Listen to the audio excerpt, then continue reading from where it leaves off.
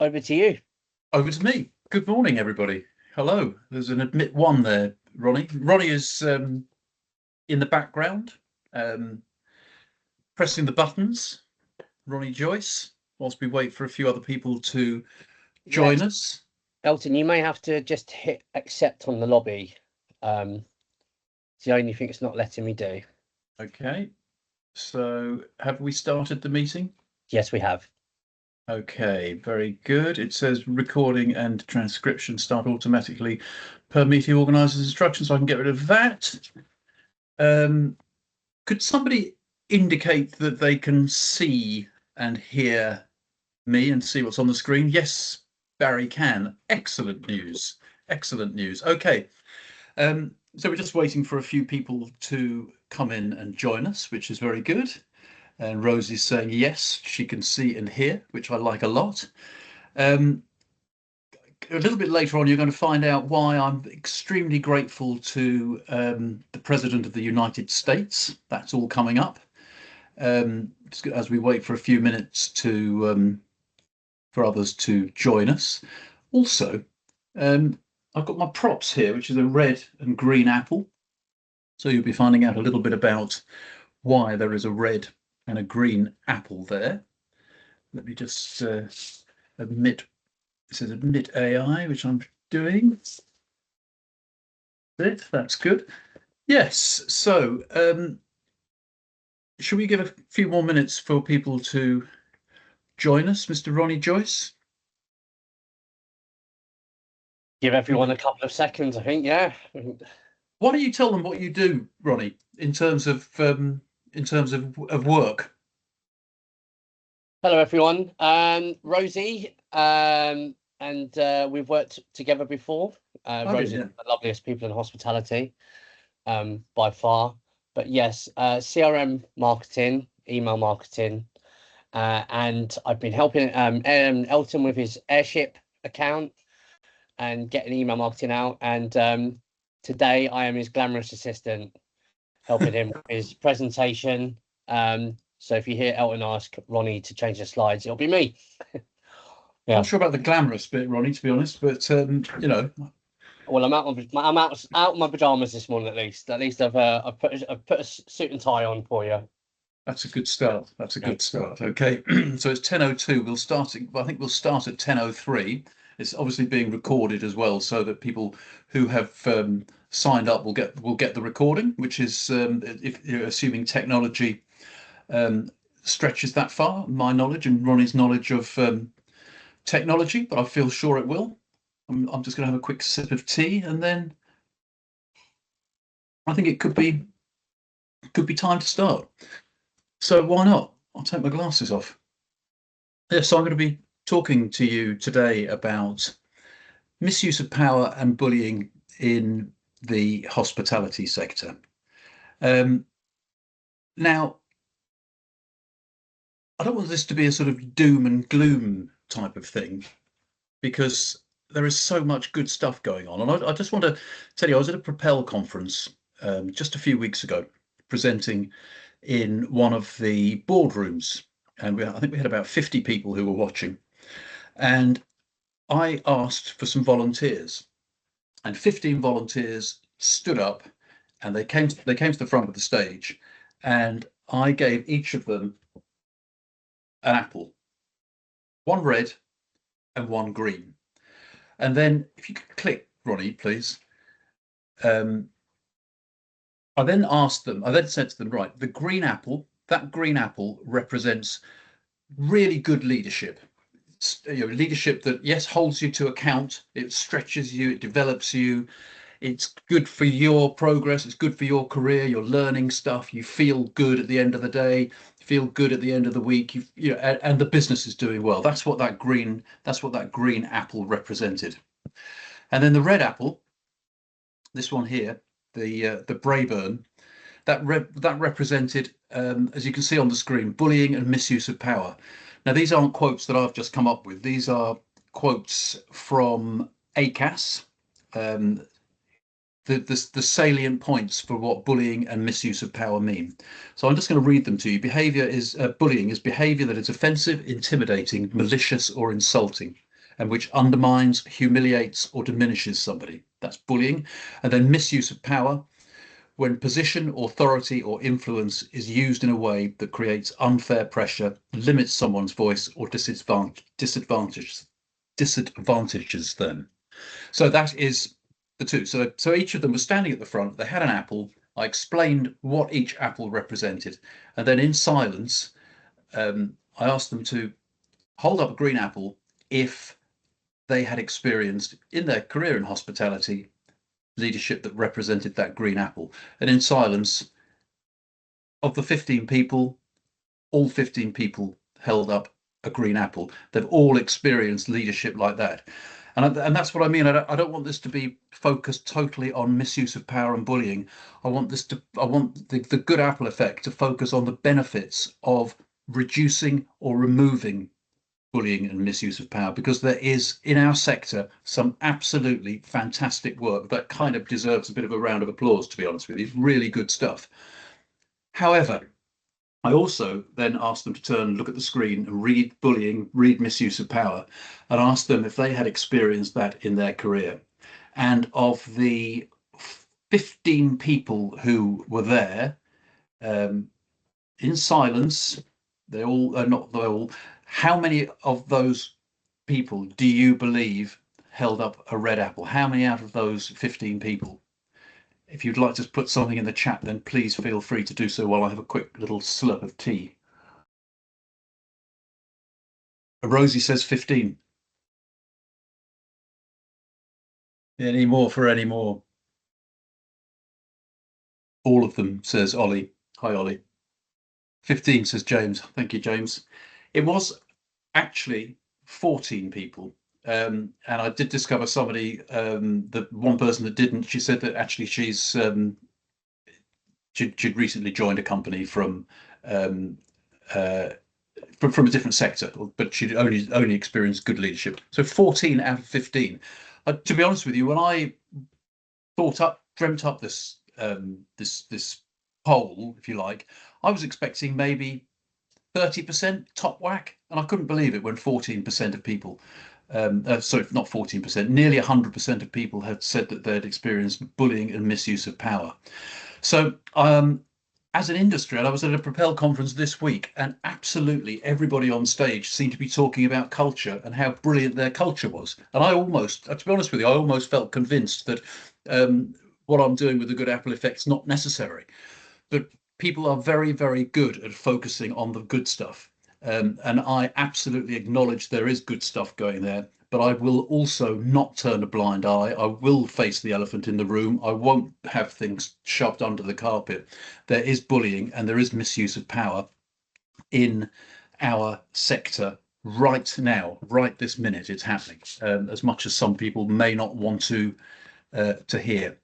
So somebody asked me this week why I'm doing what I'm doing when it comes to trying to reduce misuse of power and bullying in hospitality, whilst also shining a light on the benefits of reducing it. What my driver was, and I can tell you exactly. It's going to take me a few minutes, but I'm going to tell you exactly what happened.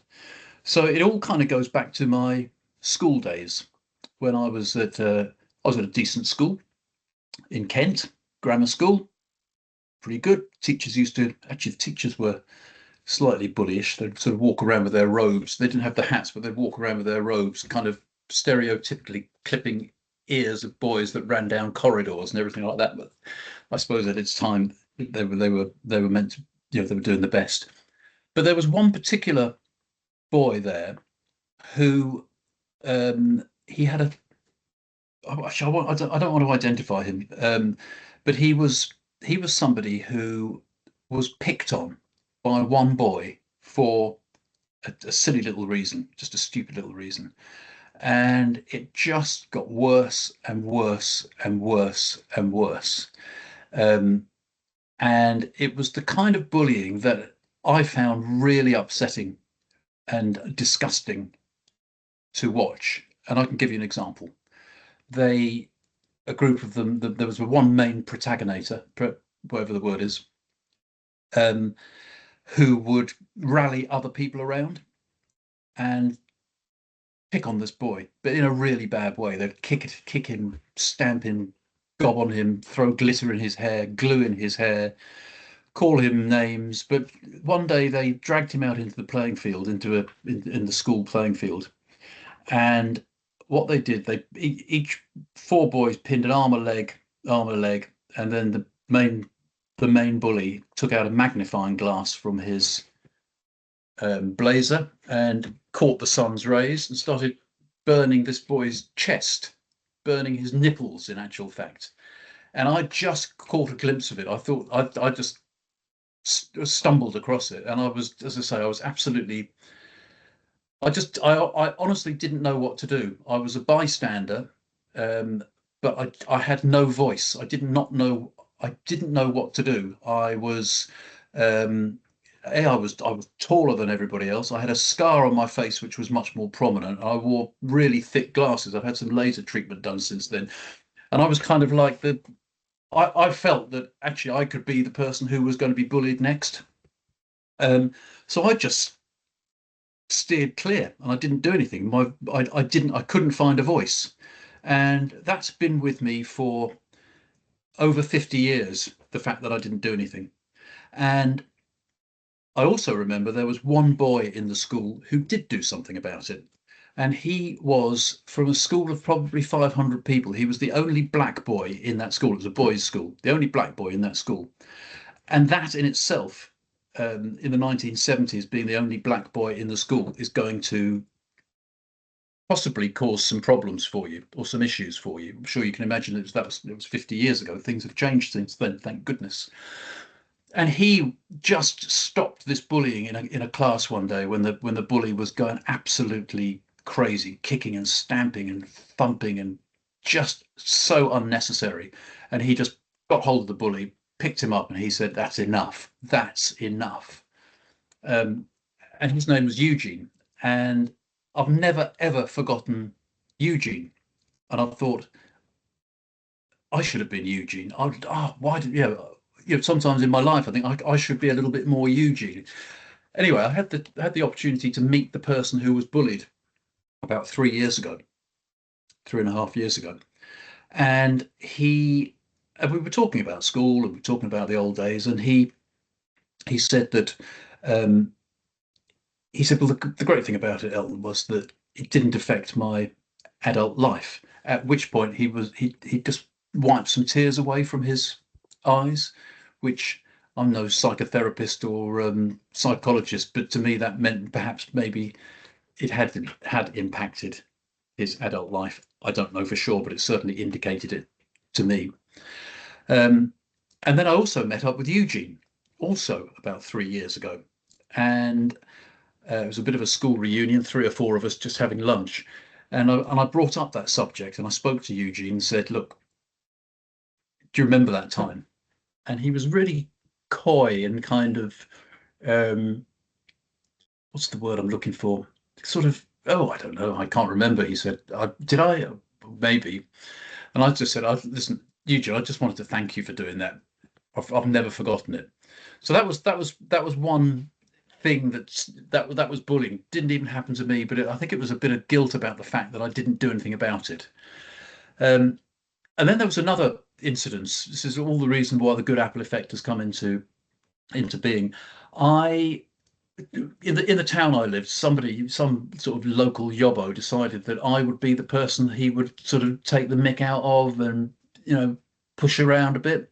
Nothing like what I've just described that happened at school, but it definitely filled me with fear. Go walking, cycling through the town, and if I saw this guy approaching me, my heart rate would go up, and would get very, you know, just wanted to get away from that particular scene. And sometimes he'd catch me, and sometimes he wouldn't. He didn't do anything particularly nasty, but it was absolutely horrible.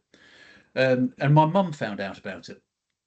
And my mum said, right, I'm going to go round to, it was a supermarket called Lipton's, the pre-Tesco days, called Lipton's. He worked in there. He said, right, I'm going to go around there. I'm going to tell him that if he messes with my son, he's got me to deal with. And she was a formidable woman. She was a small woman. She used to wear bright red lipstick and lots of blonde hair. And I just was kind of like, no, don't do that, Mum. I was 14. Please don't do that. Please don't go around to that shop and do that, because you're going to make things, I think you're going to make things worse. But she did. She did go around there. And this guy, his name was John, from that moment onwards, kind of wanted to be my friend. So actually, it did have a really good result.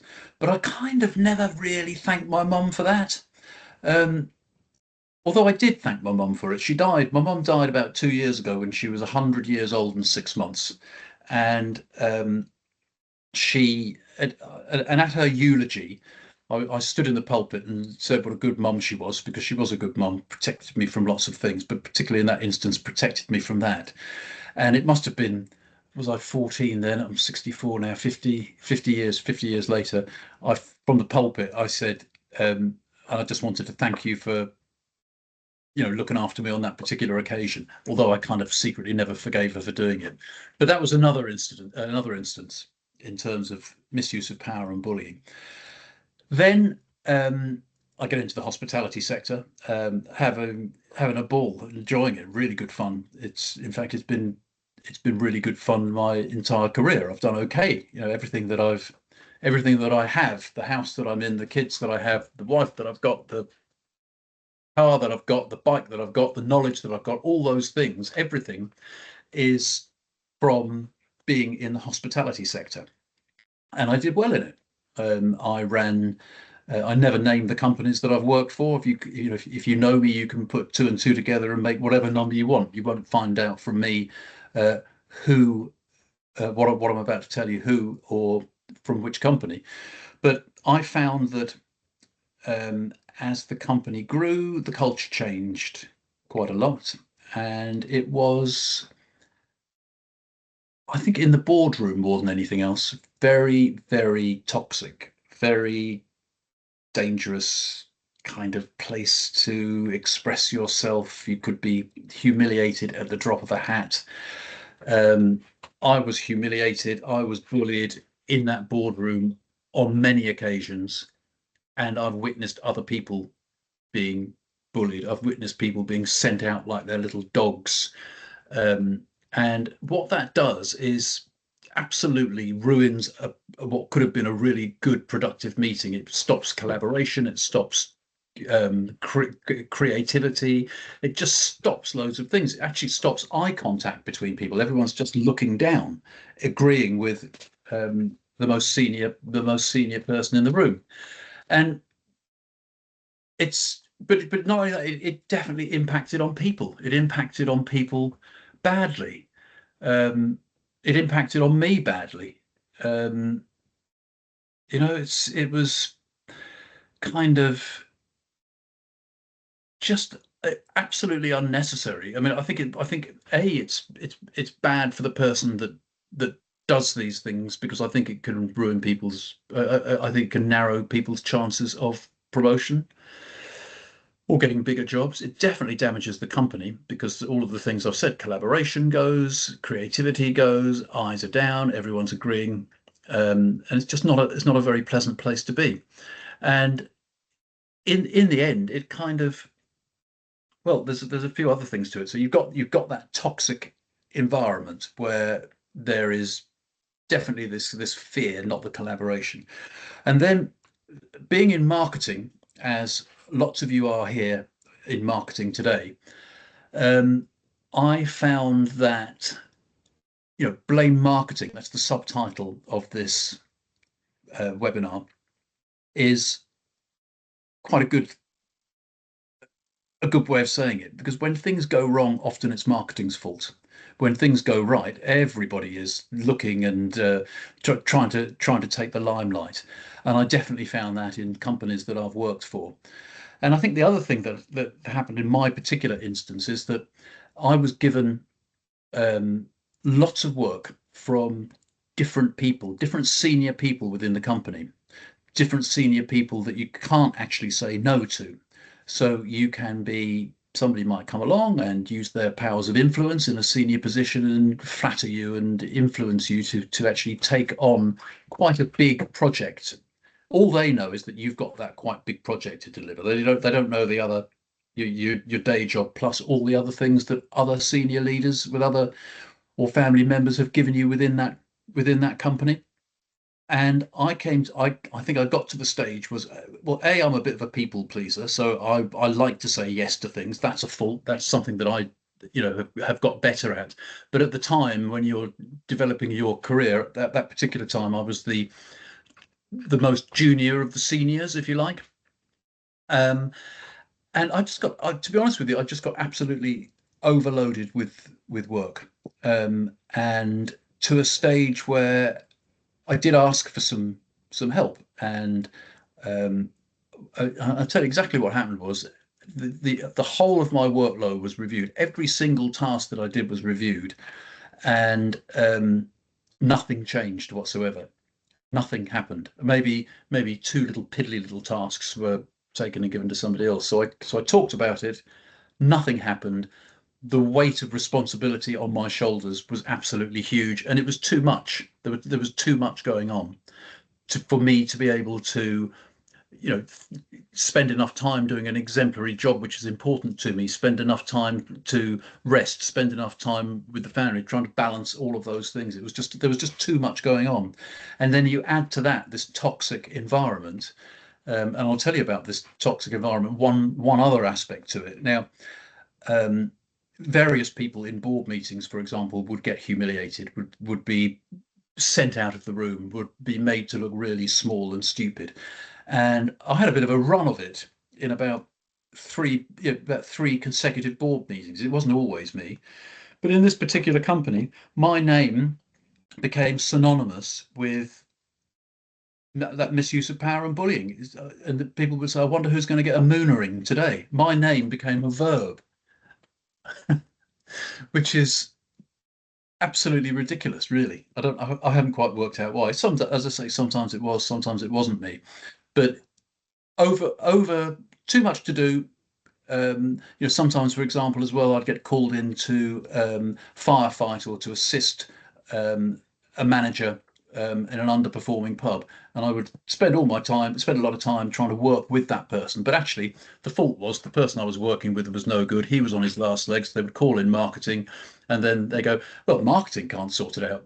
Marketing don't know what they're doing." So we have all of that. Maybe this is familiar to you. I don't know. I can't see the expressions on your faces. But to cut a long story short, there was work overload, not everybody having a full sight of what my department were doing and what was on my shoulders, and that was a very big thing. And then a toxic environment to work in, and I found that I really stumbled. Uh, Metaphorically speaking, I stumbled. And were there people there to help pick me up? No, is the answer. People weren't there to help pick me up. People were there to um, uh, it basically resulted in not a particularly good exit from that company. And I always look back at my part in it. It was, maybe I did take on too much stuff. I don't know, but certainly there was a toxic environment and overload, which I called bullying and misuse of power, or misuse of power and bullying. I experienced it, so I kind of know what I'm talking about. I also weave in the fact that young fellow at school and my mum, and that is the reason why I want to do something about it. So it actually, I'll share this with you because I'm with trusted fellow marketing people. I ended up in hospital because of the bullying and misuse of power that I experienced. And I don't always share that with people, but I just feel it's right to share it with team marketing. So yeah, it took me a little while to get over that experience, and I feel that I recovered really, really well. And when I say I recovered really, really well, I mean it. I back on my feet. Took me a little while, but back on my feet. Then I got an absolutely brilliant job. I was MD of a London pub company, fantastic opportunity. I was able to get stuck in, look after the price promotion people, all the 7 Ps of marketing that I can never quite remember in the right order. Did all of those and had a really successful time. And enjoyed every goddamn minute of it. And then the time was right. The time was actually right for me then to leave. I kind of got this. I got myself back on my feet. Then I had the opportunity to get a pub company back on its feet because it was wobbling a little bit. So that was a really really good time of my life. And then I got to this kind of age where actually, let's do something. Maybe I don't need a big job anymore. Maybe I need to think about something else. So I trained in NLP, neuro linguistic programming, and I coach various people. Um, but also this whole thing about misuse of power and bullying and all those experiences that I had that really kind of, and I know that they still go on. And I thought, well, actually, when I was in the corporate world, I had no voice. When I was seeing bullying happening at school, I had no voice.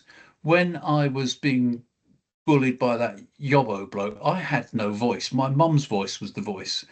And I thought, well, actually, what have I got to lose? Let's talk about misuse of power and bullying. And I wrote an article for Propel, and it was Friday Opinion. It was published, and I had some kind of doubts about whether I should um, talk about misuse of power and bullying, because people don't. Lots of people talk about well-being. Lots of people talk about inclusivity. Lots of people talk about various other things, but nobody really tackles misuse of power and bullying.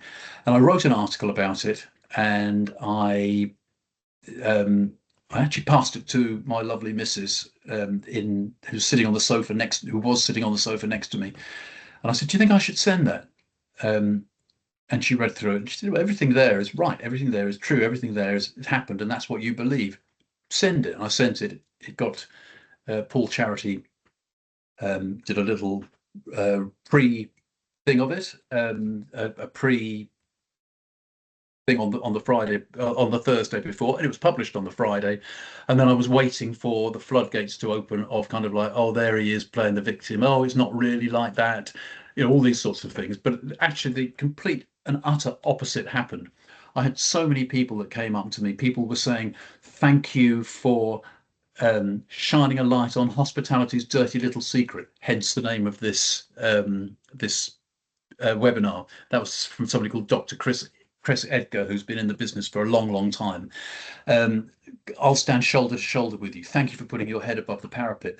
And I kind of thought, blimey, well, this is blooming good. People want to do this. So I thought, well, I'm going to see if I can. Can you just click on, please, Ronnie? I'm going to see if I can do something about this. And so I thought, well, I'm going to think small. So I spoke to a couple of HR friends of mine. I said, look, if I come across people who feel have misuse of power and bullying, would you give them a free half-hour session just to see if you can help them? And two people said, yes, I'd absolutely do that. And that's what I thought I would do. Just kind of like, if people, they knew that I was interested in misuse of power and bullying, if they came to me, I would be able to direct them in the right way. So that was, I thought, think small. Things things changed a little bit. So I went and had a meeting with the licensed trade charity, Chris Wellham, brilliant guy, and I was with Joby, his one of his team, and just telling him about, we were talking about the Friday Opinion and everything like that, and he said that actually we want to support this. We want to support what you're doing. We will fund a CIC, a community interest company, so you can really make this into something powerful. And I thought, right, okay, well, we could do this. Well, let's do this. So I have created a CIC, a community interest company. It's called the Good Apple Effect. Um, there were a couple of other things actually at that moment that really spurred me on. And one of them, as I said at the beginning, was Donald Trump. Can you just put that picture of Donald up, please, Ronnie? Oh, that was actually, I'll talk about the story. Oh, I'll go back to that. Yeah, that's fine. So I saw this. I don't know if you remember this Zelensky, and I watched that live on TV, and I just thought, blimey, this is bullying in a degree, of humiliation on a world stage. What a very, very poor example. And look at that picture on the bottom right hand corner. Donald Trump starting it, and then his mate JD Vance is kind of going, couldn't you wear a jacket? Couldn't you wear a suit? we've got all the cars, all this kind of stuff. And just the way that Donald has handed over to him reminded me of those school days of the bully recruiting other people to do his bullying for him. And that really, really spurred me on. I thought, actually, this sort of stuff happening here happens in our industry. It happens in boardrooms, it happens in kitchens, it happens. You know, it's there is lots of that happening, but there is also lots of that happening, and we mustn't forget that. There's a balance between the two. He really spurred me on.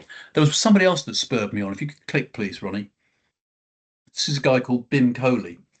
I don't know if you've read the story. Bim Coley was just at the time I was beginning to get going with the Good Apple Effect. He's a 91-year-old man, and he was murdered in Leicester. And he was a lot of racial abuse, and then a 14-year-old boy being filmed by his 12-year-old girlfriend, got a slipper and beat him to death in a park in Leicester. And I just thought, well, that is bullying of a degree that is disgusting. That in society that we have that amount of bullying going on. And I thought, well, I need to do my little bit just to see if I can help with something in the hospitality sector. If you could click, please, Ronnie. I contacted Bim Coley's daughter. That's her daughter there. She was doing some comments on the press, and I just rang her. I got through. I asked the MP if I could, if she would pass my detail, if he would pass my details on to her. And this was 6 or 7 months ago. 2 weeks ago, 3 weeks ago, she contacted me. She rang me up and just asked me, and I said, look, I just wanted to let you know that your father's death had a great impact on me and has really spurred me on to do something positive in the hospitality sector against misuse of power and bullying. I don't want anything from you. I just wanted you to know that your dad did his bit to get me and the people who are working with me to look at the misuse of power and bullying within the hospitality sector. So could you go back to the story of our logo, please, Ronnie? I just want to quickly show you the story of our logo. So that is our branding. I absolutely love it, but then I wouldn't I? Could you just click to the next one? So within that branding, there's lots of hidden things, and this talks about really what the Good Apple Effect stands for. So the positive ripples of good people in our business. You can look at it and also say the negative ripples of not so good people. Inclusivity, about, you know, on the bottom left hand side of the screen, inclusivity, people of different shapes and colors and have different abilities or disabilities, and we need to make sure that we are aware of that when speaking to each other in our industry, because I'm not sure that well, lots of people are very, very good at it. I must get that balance absolutely right. Lots of people are very, very good at it. Some people aren't. And also that people, the bottom of the screen, people being bruised by bullying. There are people who have been bruised by misuse of power and bullying. I know because I speak to them. I speak to them regularly. I have spoken to somebody recently who is a male who thought suicide was a good option. That's happening now. Okay, that's happening now, and lesser degrees of it. But it is, and people are in businesses that have been bruised by bullying, and actually maybe their confidence has been knocked, but their ability hasn't. And we need to be able to draw that out of people. Also for everybody, be you a head chef, be you a marketing department leader, be you a CEO, be you an FD. Self-reflection is something that we encourage at the Good Apple Effect. And that's hidden there in that logo for everyone to remember. And then right in the center, neuroscience. I'm working with Dulcie Swanston, who some of you may know. She's been in the hospitality sector for a long, long time. She has a real interest in neuroscience, and we're making some films with her that talk about how the brain, for example, I'll give you an example, how the brain acts when people are under threat. So at the moment, let's say, for example, you're a leader of a business, of a department, of a company. You've got all the micro stuff going on, all the micro problems going on, but you've got loads of big macro problems going on too.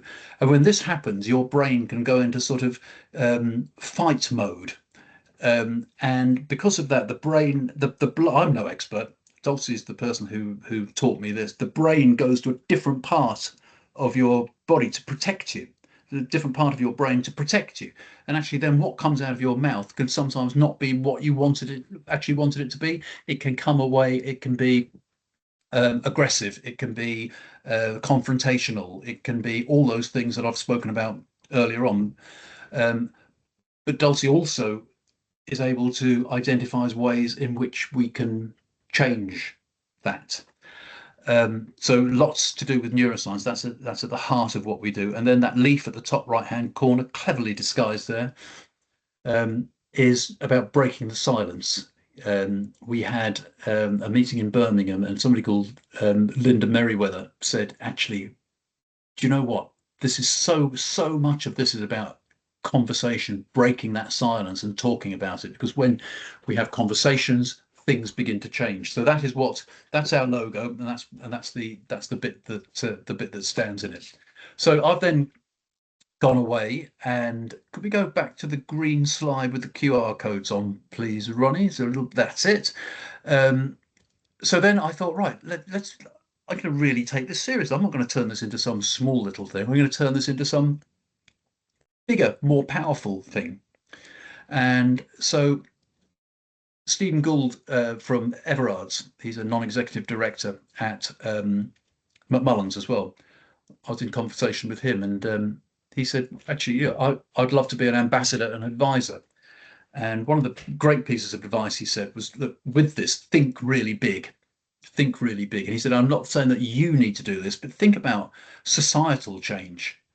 For the Big Apple effect, making societal change. Maybe not on my watch, but whoever takes over from me when I eventually do actually hang up my hospitality apron or whatever the analogy is, but think big in decades' time. So he's been a very good advisor. I heard Kerry Gott. She is the sister of Hugh Gott, the founder of Hawksmoor, and she was the chief people officer at Hawksmoor for 13 years, I think it was. And each year they have been in the Times 100 top places to work. I think it's every year, but certainly they are regulars there. And she absolutely knows what she is talking about. And I have taken so much from her in terms of advice. So Kerry has put her name, but not just her name. She will sit and talk and advocate and cheerlead and give me direction. So that's Kerry Gott. I spent time with Kate Nichols. I asked if I could get an appointment with Kate. Now everybody wants to see Kate, but she found time for me, which was delightful. And we were talking, and she was saying, and I know that she doesn't mind me saying this, she has experienced misuse of power and bullying within her role as chair of the UK hospitality. She says, for example, sometimes when she posts something, you'll get the nice the green apples saying, "Well done, thank you for liaising with government." But then you'll get these kind of these sort of characters who will just keyboard warriors who make things very, very uncomfortable for her. So Kate has lent her name and her expertise to it. And then I had the opportunity I was with James Mobbs, actually, sitting at a table at a Propel conference, and we heard Jeremy King, who's a very famous London restaurateur. If you think of the famous restaurants, he started them. And he was talking about his life. He's got a book out, he's just written a book, and he was talking about that, but he also got on to misuse of power and bullying.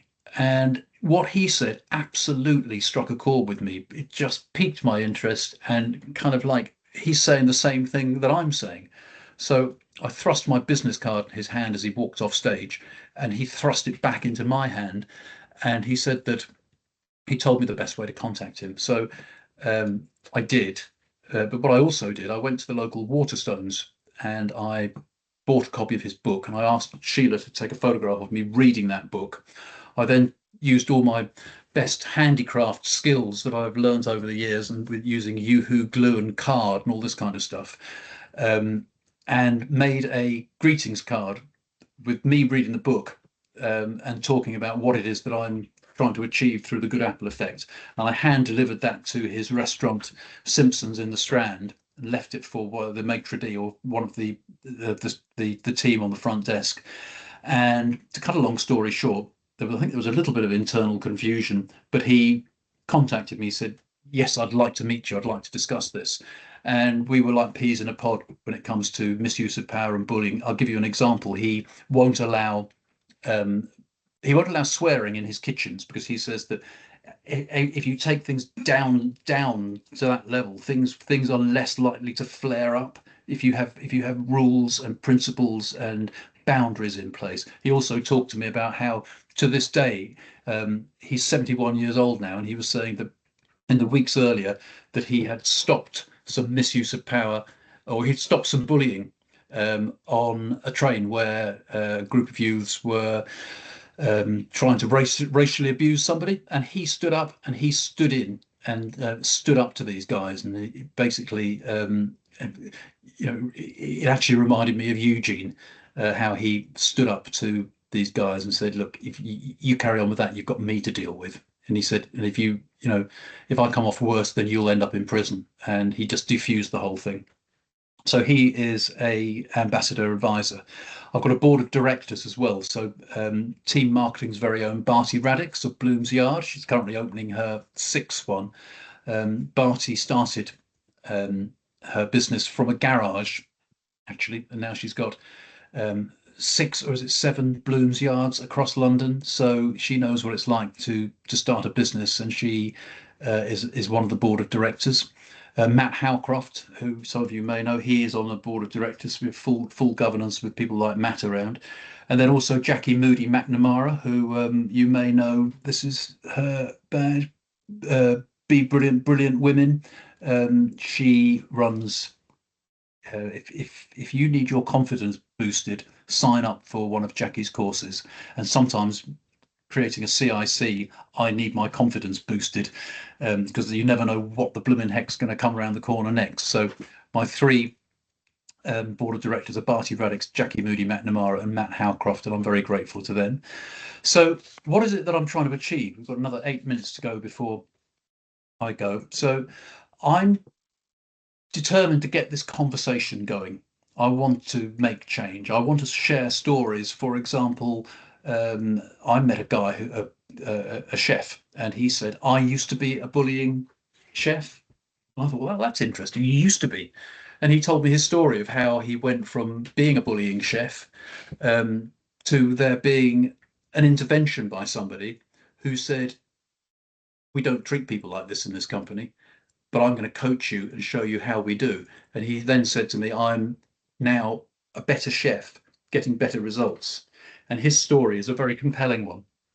I want to share that story. I want to take that chef out because he's willing to do that, to speak to teams of chefs. I want to make a podcast with him, but not a namby-pamby, kind of crappy little podcast. I want it to be a very good quality podcast. I also want to have some really good legacy films where I interview people like Jeremy King, Kate Nichols, Kerry Gott, Stephen Gould, these people, these senior people within our company who have walked the walk, but also talk the talk. So really good quality stuff.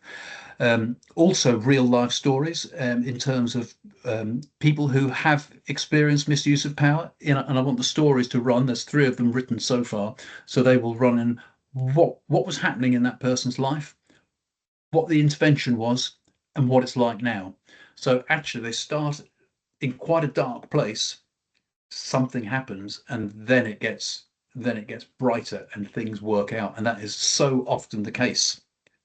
For example, it's so often the case, and I feel that those will serve 2 purposes. One, they will give people hope if they are in a place of experiencing misuse of power. That whether you are a HR director with purpose. I'm finding quite a lot of HR directors are experiencing misuse of power and bullying, or whether you are whatever role you have within hospitality, those real life stories. But it's also to messages to financial directors when they hear these stories, because often these stories will cost a company 30, 40, 50, 60,000 pounds in an NDA, which doesn't make any sense, does it, for a business? So I also want people to realise that this is good for business. As somebody said from the Cornish bakery company, he said that good people equal no, happy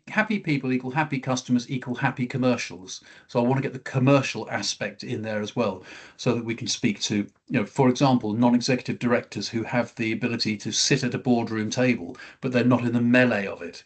Let's try and get misuse of power and bullying on the agenda so that they're able to table that as well. The neuroscience I've talked about, Dulcie's work with that. Deeper learning, so there will be modules that we will be creating that we can go and deliver to people in time. We're small at the moment, but in time, the vision is that we will have deeper learning that we can share with people. But also we'll be directing people to really good podcasts and books, of course, but we'll be making good quality learning. I've talked about the legacy films. And I want to get out there and I want to speak at conferences. I'm absolutely, if I woke up on a Monday morning and looked at my diary and I had 3 speaking engagements, for example, 1 at an area meeting of an area manager, 2 at a chef's meeting, 3 at a conference, just spreading the word that actually our sector is much, much better off without misuse of power and bullying, I would be absolutely delighted. And I'm dedicating, a lot of time and a lot of resource to this. We are a community interest company, which means that I can, should we ever become profitable, draw a salary, but it is absolutely nothing to do with that whatsoever. I've been working on this for over a year. I haven't earned a penny. It's because I want to give something back to an industry that gave me a lot, but it also gave me a few scars and bruises, and I don't want other people to have scars and bruises. And finally, I want people to be able to, parents and guardians and careers advisors to say, actually, you know what?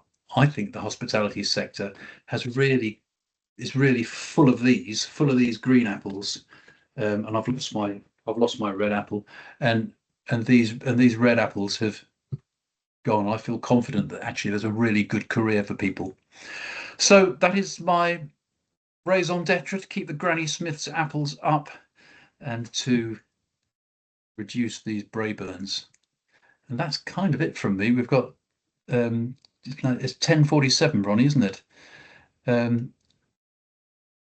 So I think that's kind of it. If anybody had a question in the last few minutes, then please do feel free.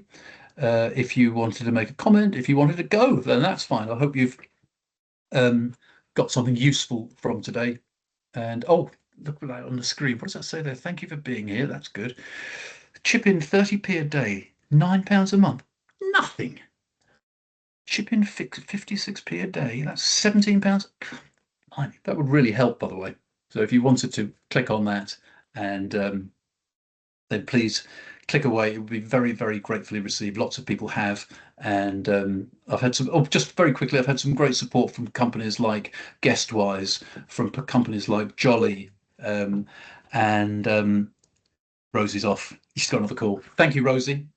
We're speaking next week, Rosie. Rosie from Rora, that is, doing a good job there as independent marketer. Right, it is now 10:48. So I think, Ronnie, are you there? I am. Rosie says, thanks, Elton. I have to shoot for another call, but chat soon. You're an inspiration, and thank you for sharing your story. Great. I noticed something from Ollie pop up there. Ollie has said, thanks very much, Elton. Really great to hear the story so far, and looking forward to seeing things progress. That's nice. And Tanya has said, thanks so much, Elton. Great story, very inspiring. And great. I echo that as well. I agree. It's been a great presentation, a great webinar. And I tell you, somebody else who's inspiring is Glenda and what she's doing with team marketing. And so thank you, Glenda, and your team for giving me the opportunity to be here. So big up, Glenda. Big up, Glenda and the team. And James thank you, Ronnie. Has also said, thank you. Well done, Elton, for leading the charge. And Tanya echoes, love Glenda. We all love Glenda. It's a Glenda loving. That's great. Okay. Thank you, everybody. I'm going to head off now, but thanks for being here. Bye for now.